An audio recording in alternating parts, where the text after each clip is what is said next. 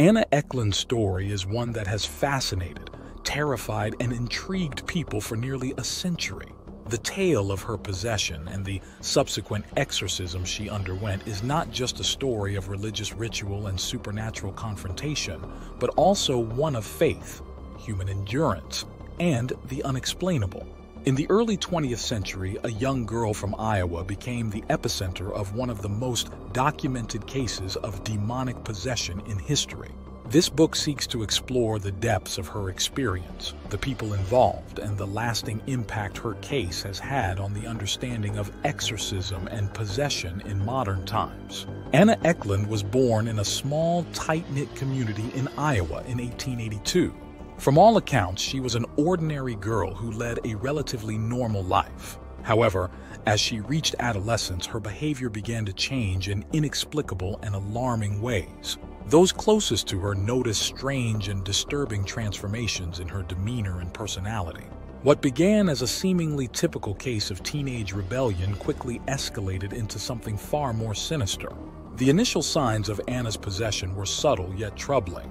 She became increasingly hostile towards religious artifacts and refused to enter churches. Her aversion to sacred spaces and symbols was accompanied by sudden outbursts of violence and a profound change in her voice and mannerisms. As her condition worsened, Anna's family grew desperate.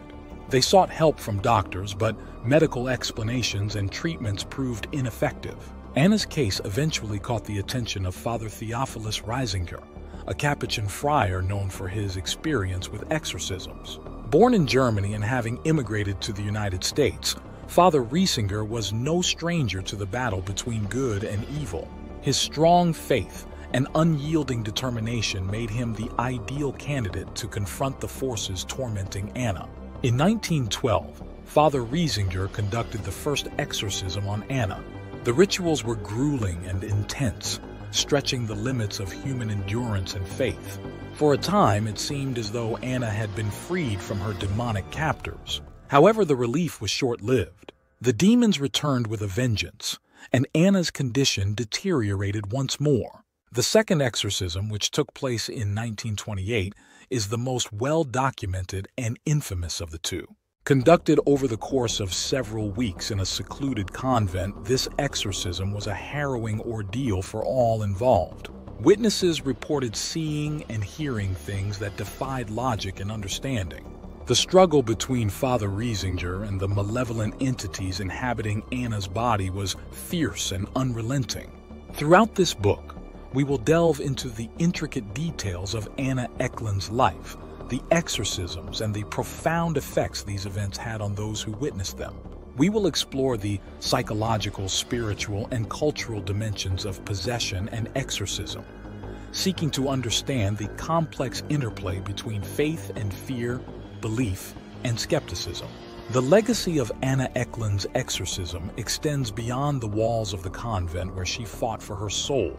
It has influenced the portrayal of exorcism in popular culture and has been the subject of countless debates and studies. Her story challenges our understanding of the human psyche and the nature of evil. Join us as we embark on a journey into the unknown, unraveling the mysteries of one of the most compelling and chilling cases of demonic possession ever recorded. The Exorcism of Anna Ecklund is not just a tale of terror. It is a testament to the power of faith, the resilience of the human spirit, and the enduring battle between light and darkness. Anna Ecklund's early life was unremarkable in many ways, a stark contrast to the extraordinary events that would later define her existence. Born in 1882 in a small town in Iowa, Anna grew up in a devoutly Catholic family. Her parents, immigrants from Germany, instilled in her a strong sense of faith and religious duty from a young age. The Ecklund household was a place of prayer and piety, where religious observance was woven into the fabric of daily life. Anna's childhood was typical of the era. She attended school, helped with household chores, and participated in church activities. By all accounts, she was a bright and lively child, well liked by her peers and respected in her community. Her family was not wealthy, but they were close-knit and supportive, providing a stable and loving environment for Anna and her siblings. As Anna approached adolescence, subtle changes in her behavior began to emerge. What initially appeared to be the usual turbulence of teenage years soon took on a more disturbing character. Anna's once devout demeanor began to waver, and she exhibited a growing aversion to religious practices. Her family noticed that she became increasingly hostile towards religious artifacts, such as crucifixes and holy water, and she refused to attend Mass. These changes in Anna's behavior were deeply troubling to her family, who could not understand the sudden shift in her personality. Her father, a staunch Catholic, was particularly distressed by her rejection of their faith. He sought guidance from the local parish priest, hoping that spiritual counsel would help Anna return to her former self. Despite their efforts, Anna's condition worsened. She became prone to violent outbursts, often directed at religious objects or people who represented the church. Her once sweet and gentle voice took on a harsh, guttural tone during these episodes, further alarming those around her.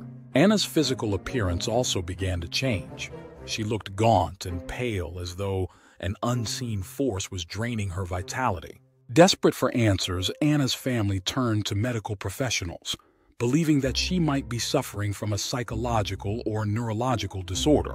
Doctors examined her but found no clear explanation for her symptoms. Traditional medical treatments had no effect, and Anna's condition continued to deteriorate. As news of Anna's plight spread, whispers of demonic possession began to circulate within the community. The idea that Anna might be possessed by malevolent spirits was met with a mixture of fear and skepticism.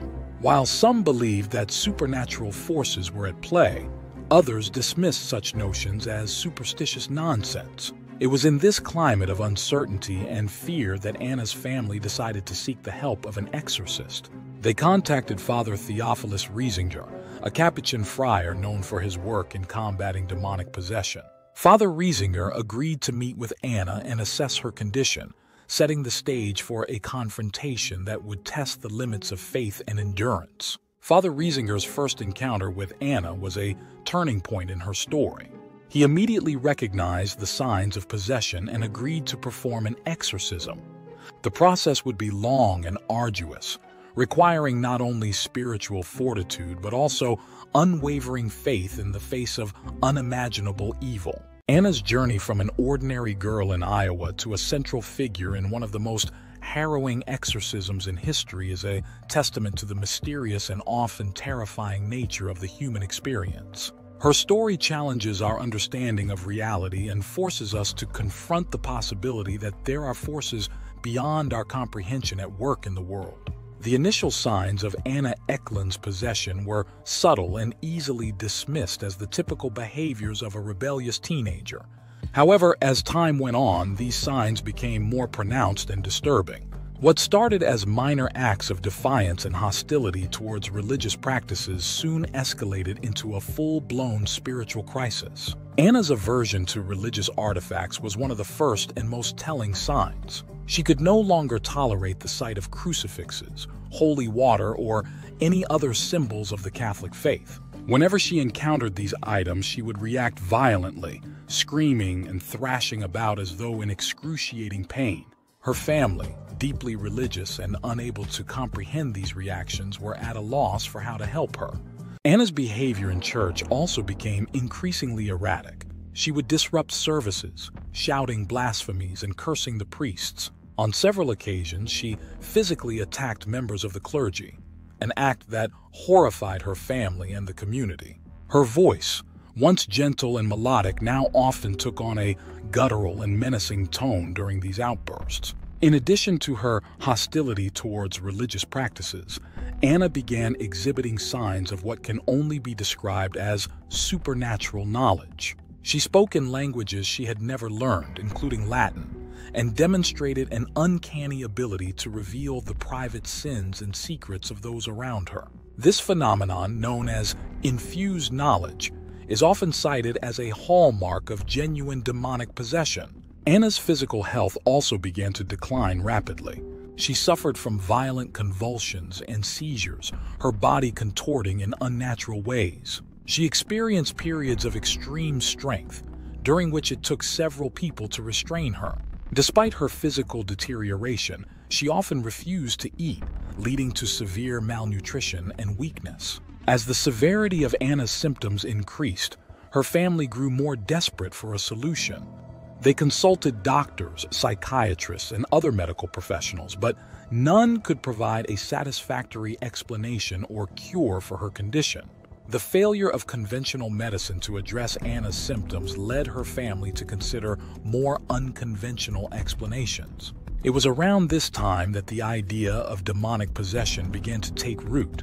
The local community, initially skeptical, started to believe that Anna's condition might indeed be the result of malevolent supernatural forces. Stories of demonic possession were not uncommon in rural areas, where folklore and religious belief often intertwined. The signs Anna exhibited matched many of the classic symptoms described in these stories. The family's decision to seek the help of an exorcist was not made lightly. The Catholic Church has strict guidelines and protocols for diagnosing and treating cases of possession. The process requires thorough investigation and the ruling out of all natural explanations before an exorcism can be authorized. Anna's family, however, felt they had exhausted all other options and were willing to try anything to save her. Their search for an exorcist led them to Father Theophilus Riesinger, a man with a reputation for his deep faith and experience in dealing with the demonic. Father Riesinger's involvement would mark the beginning of a harrowing spiritual battle, one that would test the limits of faith and human endurance. The early signs of Anna Ecklund's possession set the stage for a confrontation with forces beyond human understanding. Her story serves as a reminder of the thin veil that separates the natural from the supernatural and the profound impact that belief, faith, and fear can have on our lives. As we delve deeper into Anna's experience, we will uncover the full extent of her ordeal and the extraordinary measures taken to save her soul. As Anna Ecklund's condition continued to deteriorate, her family and community were plunged into a state of perpetual fear and anxiety.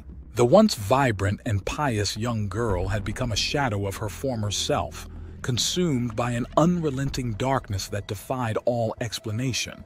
The descent into this abyss was marked by a series of increasingly disturbing events that would forever change the lives of those who witnessed them. One of the most alarming aspects of Anna's possession was the intensification of her violent outbursts. These episodes were often triggered by the presence of religious objects or the mere mention of God.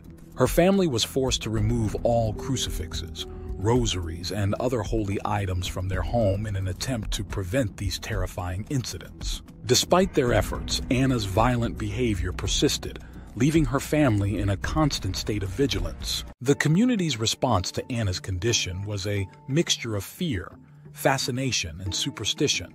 While some believed that she was genuinely possessed, others thought that her behavior was a sign of mental illness or even deceit. Rumors and gossip spread like wildfire, casting a pall over the Ecklund family and their once peaceful existence. The local parish priest, initially skeptical, began to consider the possibility of demonic involvement as the evidence mounted. In a desperate attempt to save their daughter, Anna's parents sought the counsel of Father Theophilus Riesinger. Known for his unwavering faith and experience with exorcisms, Father Riesinger was their last hope. After a thorough investigation, he concluded that Anna's symptoms were indeed indicative of demonic possession. With the approval of the church, Father Riesinger agreed to perform the first exorcism, setting the stage for a battle that would push the boundaries of faith and endurance. The decision to seek the help of an exorcist was not an easy one for the Ecklund family.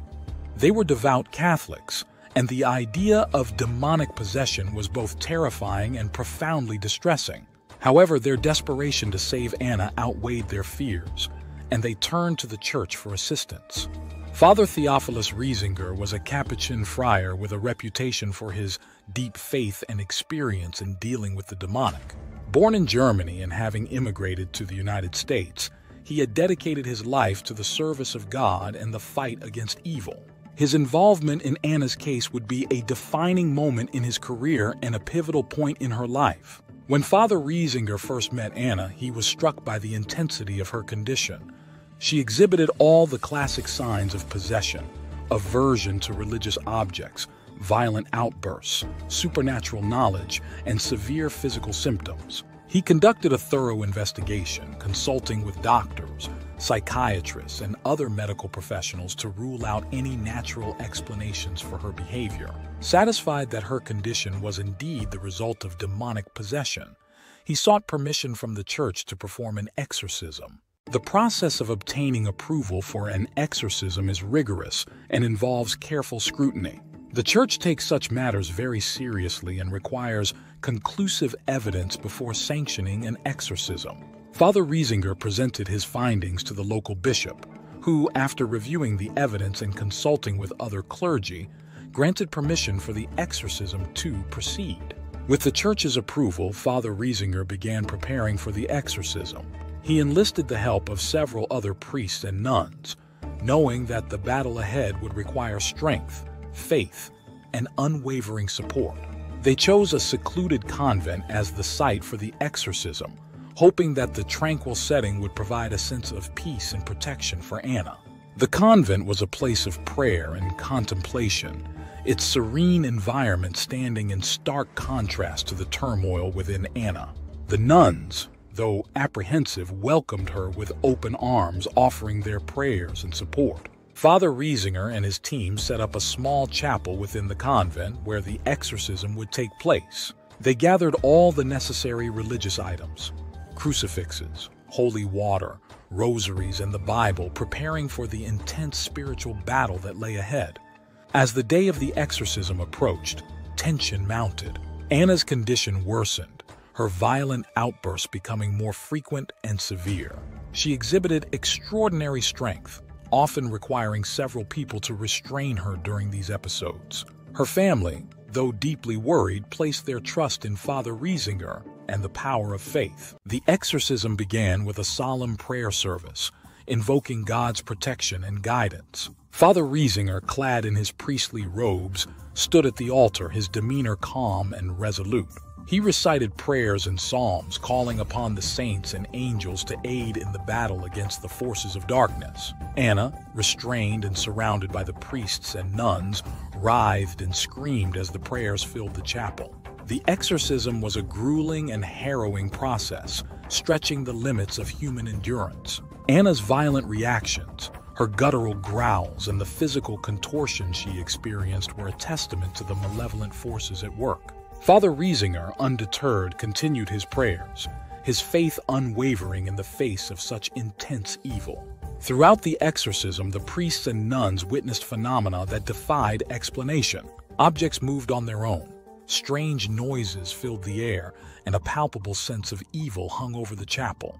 Despite these terrifying occurrences, they remained steadfast, their collective faith providing a shield against the darkness. After hours of intense prayer and spiritual warfare, there was a moment of silence. Anna, exhausted and drained, lay still. Father Riesinger, sensing that the battle was far from over, continued his prayers, seeking a definitive victory over the demonic forces. The exorcism, though not yet complete, had brought a temporary respite, a glimmer of hope in the midst of despair. Father Theophilus Riesinger was a man of deep faith and unwavering conviction, qualities that would be tested to their limits during the exorcism of Anna Ecklund. Born in 1868 in Germany, he immigrated to the United States as a young man and joined the Capuchin order, dedicating his life to the service of God. Known for his devoutness and experience in dealing with cases of demonic possession, he was the natural choice to lead the exorcism. Father Riesinger's journey to becoming an exorcist was marked by his profound belief in the battle between good and evil. His training within the Capuchin order had instilled in him a deep understanding of the spiritual world and the constant struggle against malevolent forces. He had performed several exorcisms before, each one reinforcing his belief in the power of faith and the necessity of confronting evil head-on. When he was first contacted about Anna Ecklund's case, Father Riesinger approached it with a mixture of caution and determination. He knew that exorcisms were not to be taken lightly and required thorough investigation and preparation. His initial meeting with Anna confirmed his suspicions that she was indeed suffering from demonic possession, and he set about gathering evidence to present to the church. Father Riesinger's investigation was meticulous. He consulted with doctors, psychiatrists, and other medical professionals to rule out any natural explanations for Anna's symptoms. He interviewed her family and friends, gathering accounts of her behavior and the progression of her condition. This comprehensive approach ensured that the church had all the necessary information to make an informed decision about the exorcism. Once the church granted permission, Father Riesinger began the arduous task of preparing for the exorcism. He enlisted the help of other priests and nuns, knowing that the battle ahead would require a collective effort. The convent where the exorcism would take place was carefully chosen for its seclusion and spiritual atmosphere, providing a sense of peace and protection for Anna and the exorcism team. Father Riesinger's approach to the exorcism was deeply rooted in his faith. He believed that the power of prayer and the presence of holy objects were crucial in confronting and expelling the demonic forces. His confidence in the efficacy of the church's rituals was unwavering, and he approached the exorcism with a calm and resolute demeanor. During the exorcism, Father Riesinger's leadership was evident. He recited prayers and psalms with unwavering conviction, his voice steady and authoritative. His presence provided a sense of reassurance to those around him, even in the face of the terrifying phenomena they witnessed. His deep faith acted as a bulwark against the malevolent forces, allowing him to continue despite the physical and emotional toll of the exorcism. Father Riesinger's dedication to Anna's case extended beyond the exorcism itself. He continued to provide spiritual support and guidance to her and her family, helping them navigate the aftermath of the ordeal. His commitment to their well-being was a testament to his compassion and dedication to his calling. The exorcism of Anna Ecklund was one of the most challenging and significant cases of Father Riesinger's career. It tested his faith, his endurance, and his ability to confront evil in its most tangible form. His unwavering belief in the power of God and the efficacy of the church's rituals ultimately prevailed, providing a temporary respite for Anna and reaffirming the importance of faith in the face of darkness. Father Riesinger's legacy extends beyond the exorcism of Anna Ecklund. His work has influenced the understanding and practice of exorcism within the Catholic Church and has left a lasting impact on the communities he served. His story is a testament to the power of faith, the resilience of the human spirit, and the enduring battle between light and darkness. The first exorcism of Anna Ecklund, conducted by Father Theophilus Riesinger, was a grueling and intense spiritual battle that would test the limits of all involved. This chapter delves into the details of that initial confrontation, exploring the rituals, the phenomena witnessed, and the toll it took on both Anna and those who sought to free her from the grip of demonic forces. The convent where the exorcism was to take place was a serene and isolated location, chosen for its tranquility and spiritual significance. The nuns who resided there were apprehensive but dedicated to assisting in the exorcism, offering their prayers and support.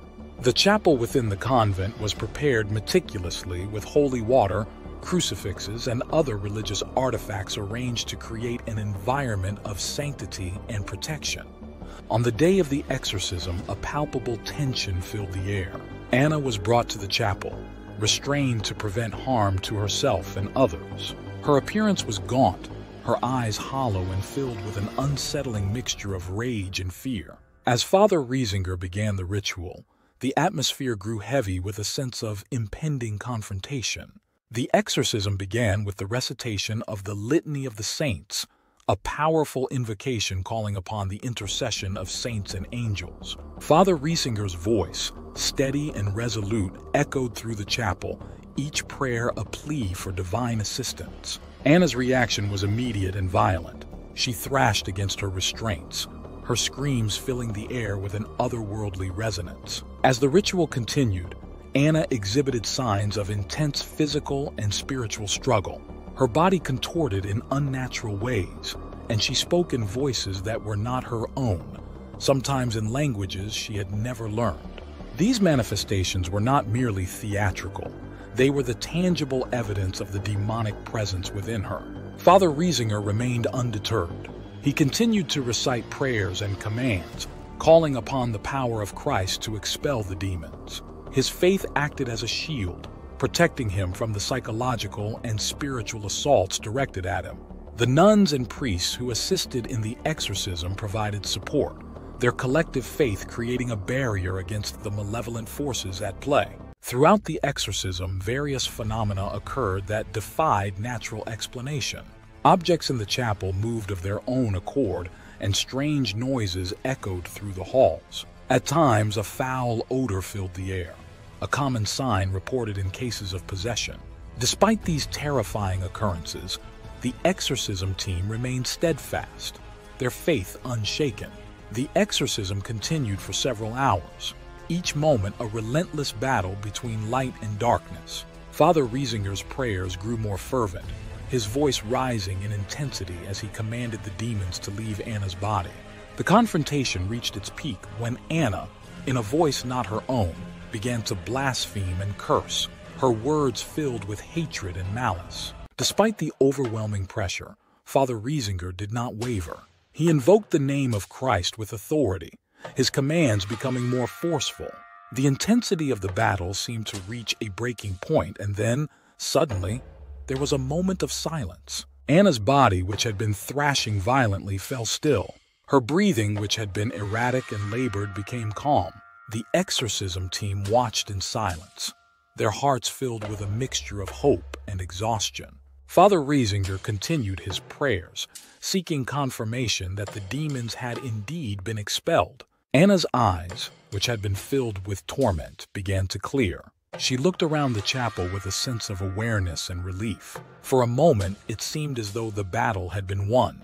Anna's demeanor changed, and she appeared more like her old self. The atmosphere in the chapel lightened, and there was a sense of peace that had been absent for so long.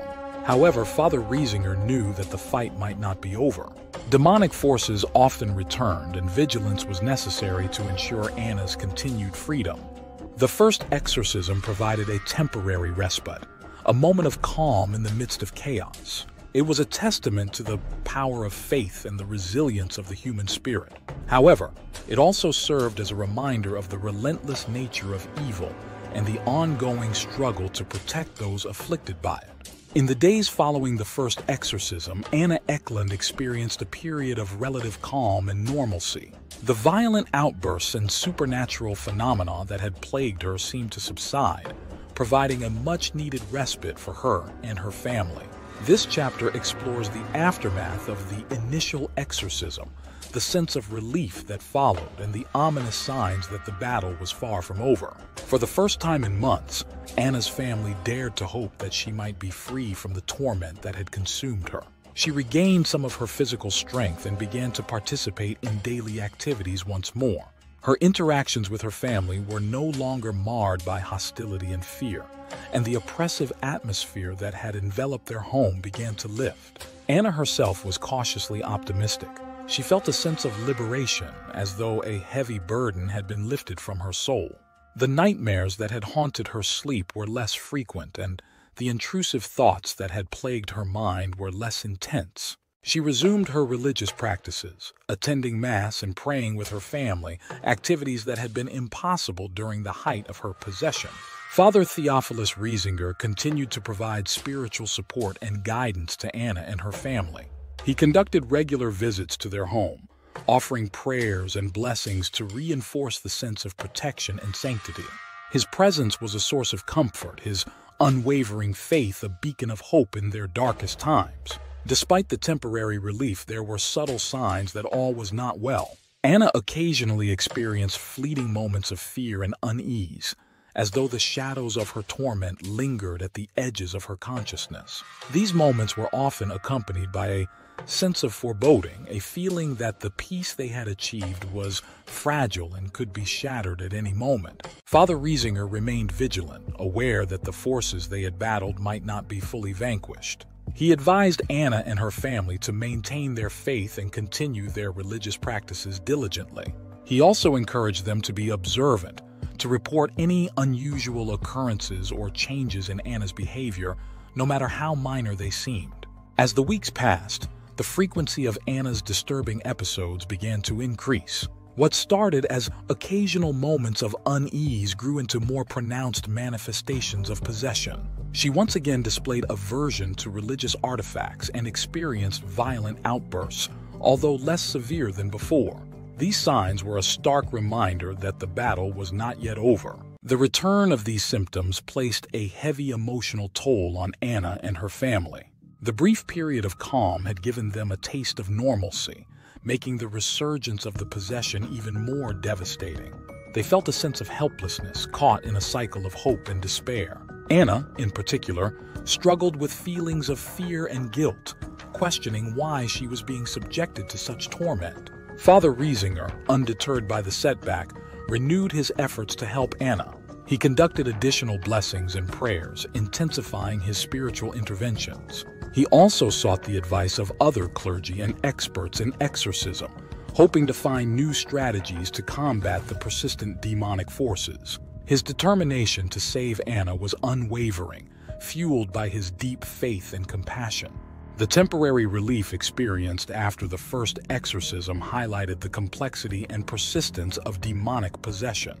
It underscored the need for continued vigilance and faith in the face of overwhelming adversity. For Anna and her family, it was a reminder of the unpredictable nature of their struggle and the importance of relying on their faith in each other for strength. The respite that followed the first exorcism was short-lived. As Anna Ecklund's symptoms began to resurface with increasing severity, it became clear that the demonic forces were not fully expelled. This chapter delves into the terrifying return of the demons, the escalation of Anna's torment, and the renewed efforts to save her.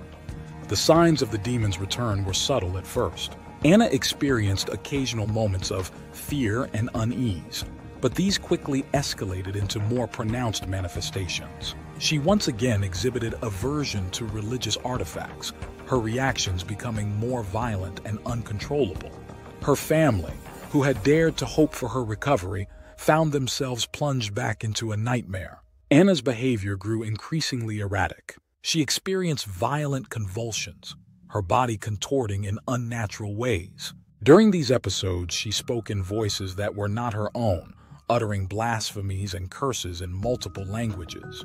Her physical strength, far exceeding that of a normal person, required several people to restrain her during these episodes. The supernatural knowledge Anna displayed also returned with a vengeance. She revealed intimate details about the lives of those around her, often exposing their deepest fears and sins. This ability to uncover hidden truths added to the fear and anxiety felt by her family and the community. The realization that the demons were not only present but actively tormenting them was a source of profound dread. The local parish priest, initially skeptical of the notion of possession, was now fully convinced of the demonic nature of Anna's condition. He joined Father Riesinger in providing spiritual support, conducting additional prayers and blessings in an effort to protect Anna and her family. Their combined efforts, however, seemed insufficient to fully expel the malevolent forces. Father Riesinger recognized the need for a second exorcism. The first exorcism had provided temporary relief, but the demon's return indicated that a more intense and sustained effort was required. He began the process of obtaining approval from the church for a second exorcism, presenting the evidence of Anna's continued torment and the failure of the initial exorcism to fully expel the demons. The approval process was expedited, given the severity of Anna's condition and the clear signs of possession. The church, recognizing the urgency of the situation, granted permission for a second exorcism to be conducted. Father Riesinger, along with a team of priests and nuns, prepared for the renewed spiritual battle. The convent once again became the setting for the exorcism. The nuns, though fearful, were resolute in their support. The chapel was prepared with the same meticulous care, and the atmosphere was charged with a sense of anticipation and dread. Anna, now in a state of near-constant torment, was brought to the chapel, her eyes filled with a mixture of fear and defiance. The second exorcism began with a solemn prayer service, invoking the protection of God and the intercession of the saints. Father Riesinger, his faith unshaken, led the prayers with a sense of urgency and determination. As the ritual progressed, Anna's reactions grew more violent and intense, a clear indication of the demon's resistance. The phenomena witnessed during the second exorcism were even more disturbing than those of the first. Objects in the chapel moved violently, and a palpable sense of evil filled the air. Anna's physical contortions and vocal outbursts were more severe, and the effort to restrain her required all the strength of those present. The demons, aware of the threat posed by the exorcism, fought back with relentless ferocity. Despite the overwhelming challenges, Father Riesinger and his team persisted. They recited prayers and commands with unwavering faith, calling upon the power of Christ to expel the demons. The collective faith of the exorcism team acted as a shield, protecting them from the psychological and spiritual assaults directed at them. The second exorcism was a prolonged and grueling process, lasting several days. Each day brought new challenges and terrifying manifestations, but the exorcism team remained steadfast. They took turns resting and praying, ensuring that the spiritual battle was continuous and unyielding. After days of intense prayer and spiritual warfare, there was a moment of breakthrough. Anna's violent reactions began to subside, and a sense of peace gradually filled the chapel. Father Riesinger, sensing that the demons were losing their grip, intensified his prayers, seeking a definitive victory over the malevolent forces. As the final prayers were recited, Anna's body fell still. Her breathing, which had been erratic and labored, became calm. The oppressive atmosphere that had filled the chapel lifted, replaced by a sense of divine presence and protection. Anna, exhausted but conscious, opened her eyes, a look of relief and clarity on her face. The second exorcism, though more intense and challenging than the first, provided a more lasting relief. The demons, weakened and driven back, seemed to have relinquished their hold on Anna. The battle had been won, but the war against the forces of darkness was ongoing. For Anna and her family, the journey to recovery was far from over, but the hope of a future free from torment was now within reach. The successful completion of the second exorcism marked a turning point in Anna Ecklund's battle against demonic possession. Although the immediate threat seemed to have been mitigated, the journey toward healing and recovery was just beginning. This chapter explores the steps Anna and her family took to rebuild their lives, the ongoing spiritual support they received, and the lingering shadows that remained. In the weeks following the second exorcism, Anna's condition improved significantly. The violent outbursts and supernatural phenomena that had plagued her ceased, allowing her to regain a semblance of normalcy. Her physical health, which had deteriorated during the possession, began to recover. She gained weight, her complexion improved, and her overall strength returned. Anna's emotional and psychological healing, however, proved to be a more complex and gradual process. The trauma of possession had left deep scars, and she struggled with feelings of fear, guilt, and confusion. She often experienced nightmares and moments of anxiety, remnants of the torment she had endured. Her family, though relieved by her progress, remained vigilant and supportive, understanding that recovery would take time. Father Theophilus Riesinger continued to play a crucial role in Anna's recovery. He provided ongoing spiritual guidance and support, visiting the family regularly to offer prayers and blessings. His presence was a source of reassurance, his unwavering faith a pillar of strength for Anna and her loved ones. He encouraged them to maintain their religious practices and to rely on their faith as a source of comfort and protection. The local parish community also rallied around Anna and her family, offering their prayers and support.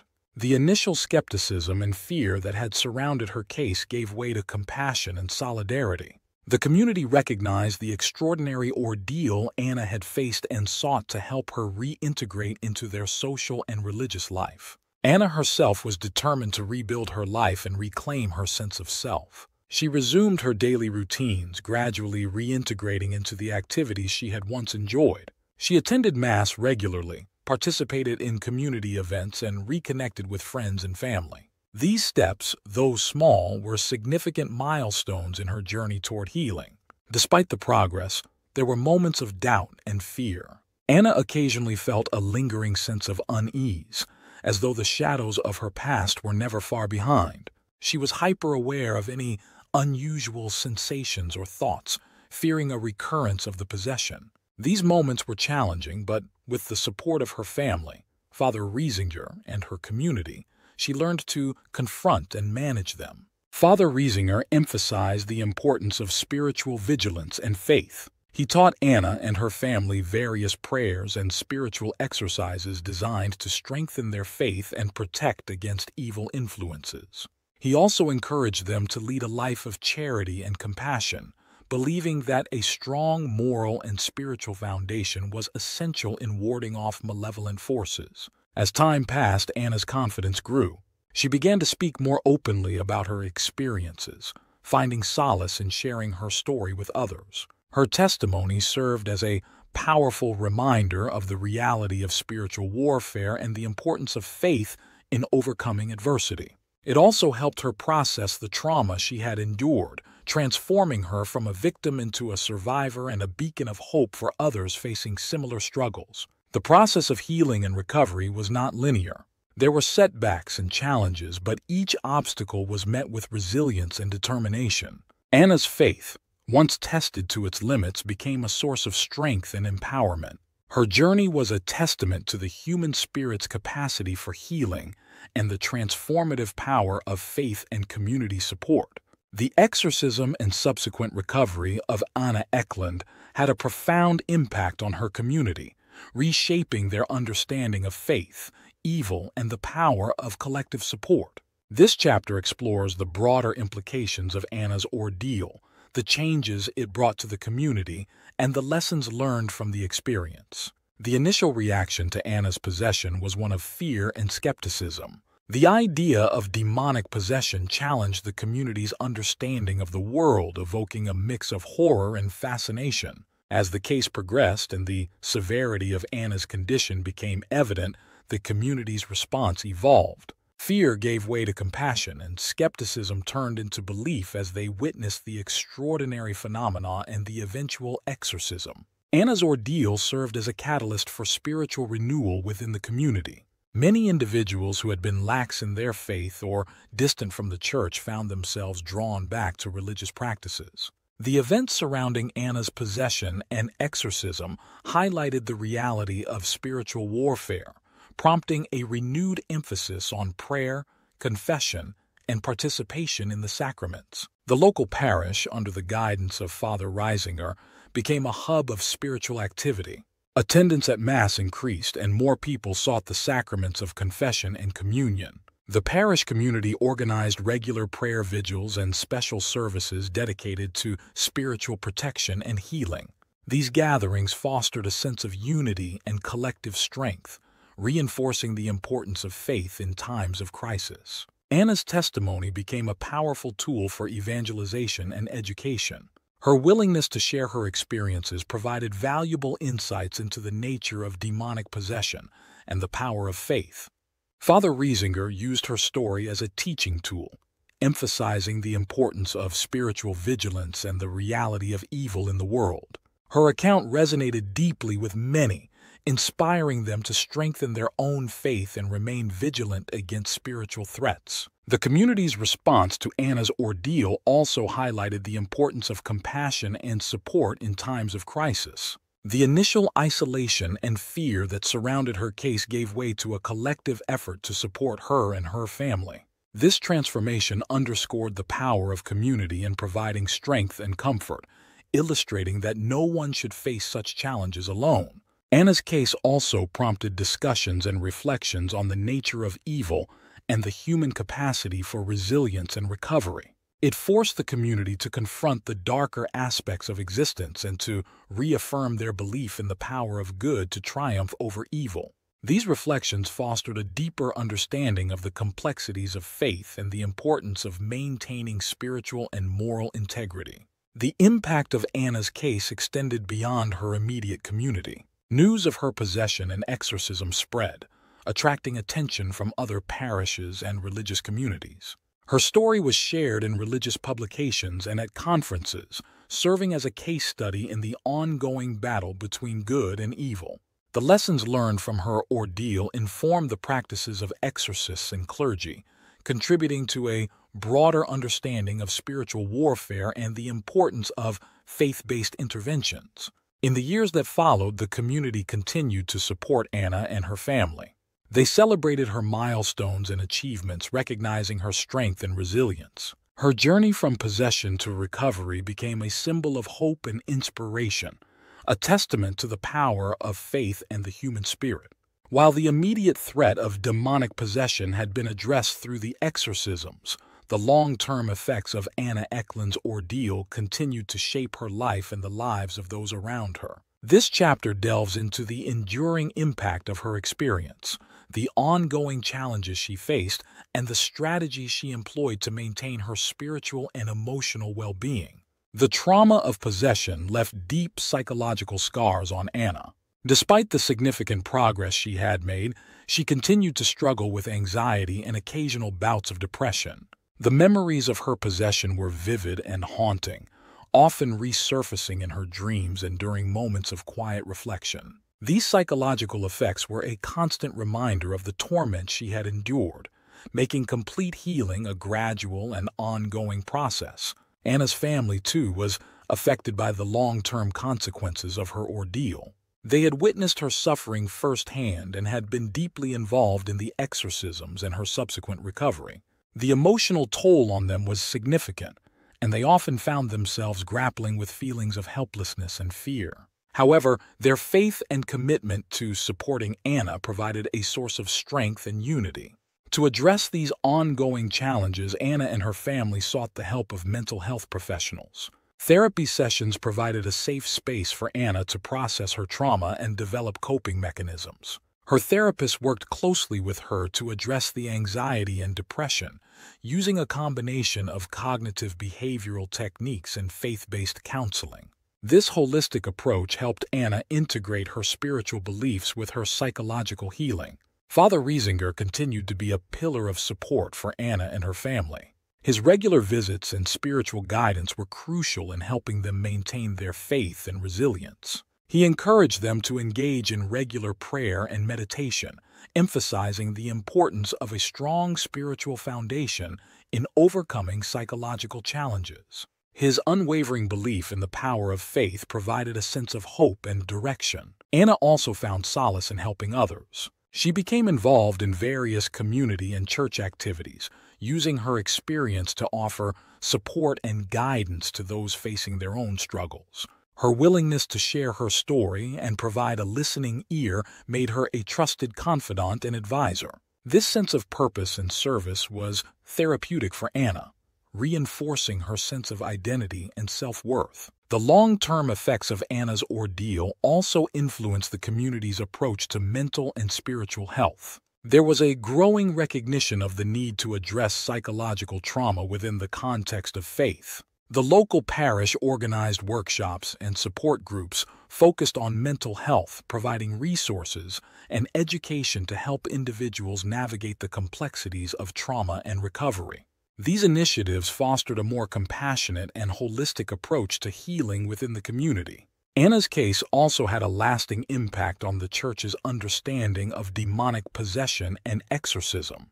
Her experience highlighted the importance of a thorough and compassionate approach to such cases, emphasizing the need for collaboration between spiritual and mental health professionals. The lessons learned from her ordeal informed the training and practices of exorcists, ensuring that future cases were handled with greater sensitivity and care. In her personal life, Anna continued to grow and evolve. She pursued her interests and hobbies, finding joy in the simple pleasures of life. Her relationships with family and friends deepened, strengthened by the shared experience of overcoming adversity. While the shadows of her past were never fully erased, she learned to live with them, using her faith and resilience to build a fulfilling and meaningful life. The legacy of Anna Ecklund's battle with demonic possession extended far beyond her personal journey of healing and recovery. Her story became a powerful testament to the enduring power of faith, the resilience of the human spirit, and the importance of community support. This chapter explores the lasting impact of Anna's experience on her community, the church, and the broader understanding of spiritual warfare. Anna's testimony served as a beacon of hope for those facing their own spiritual and psychological battles.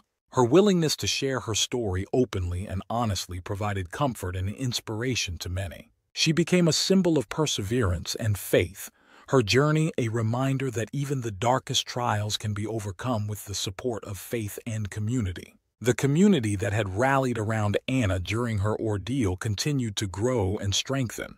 The collective experience of confronting and overcoming demonic possession fostered a sense of unity and solidarity. The parish community remained committed to supporting one another, recognizing the importance of compassion and empathy in times of crisis. The bonds formed during Anna's battle with possession endured, creating a more connected and resilient community. Anna's case also had a significant impact on the Church's approach to exorcism and spiritual warfare. The lessons learned from her experience informed the training and practices of exorcists, emphasizing the need for thorough preparation, compassion, and collaboration with mental health professionals. Her case highlighted the importance of addressing both the spiritual and psychological aspects of possession, ensuring a holistic and effective approach to healing. The Church also recognized the need to provide ongoing support and education to the faithful. Parishes and dioceses across the region organized workshops, seminars, and support groups focused on spiritual and mental health. These initiatives aim to equip individuals with the knowledge and resources needed to confront spiritual challenges and maintain their faith in the face of adversity. Anna's story reached beyond her local community, attracting attention from scholars, theologians, and mental health professionals.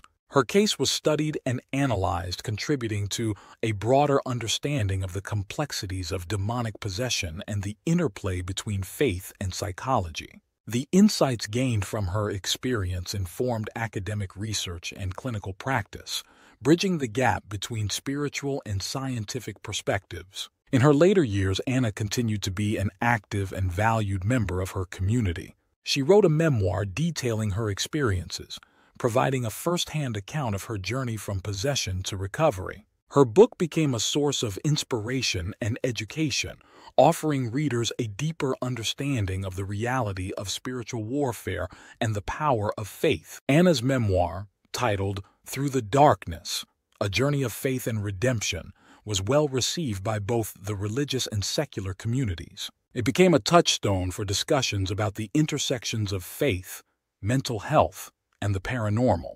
Her candid recounting of her experiences helped to demystify the concept of demonic possession, fostering a more nuanced understanding of spiritual phenomena. The years following Anna's recovery were marked by a heightened sense of spiritual vigilance within her community. Inspired by her ordeal and the profound impact of the exorcisms, the community adopted practices aimed at maintaining their spiritual health and protecting against malevolent forces. Regular prayer meetings and spiritual retreats became a staple in the community's calendar. These gatherings provided opportunities for individuals to strengthen their faith and share their experiences. Father Riesinger, often invited as a guest speaker, would remind the faithful of the importance of prayer, confession, and communion. His talks emphasized that spiritual vigilance was not just a response to demonic threats, but a proactive approach to leading a holy and fulfilling life. Education about the nature of spiritual warfare became integral to the parish's mission. Catechism classes for both children and adults included discussions on the reality of evil, the importance of faith, and the power of the sacraments. These teachings were designed to equip the faithful with the knowledge and tools needed to recognize and combat spiritual threats. Anna herself became a mentor to many within the community. She often spoke at parish events and engaged with individuals seeking guidance. Her empathetic approach and deep understanding of spiritual struggles made her an effective and trusted advisor. Through her mentorship, she helped others navigate their own faith journeys, reinforcing the importance of resilience and unwavering belief in the face of adversity.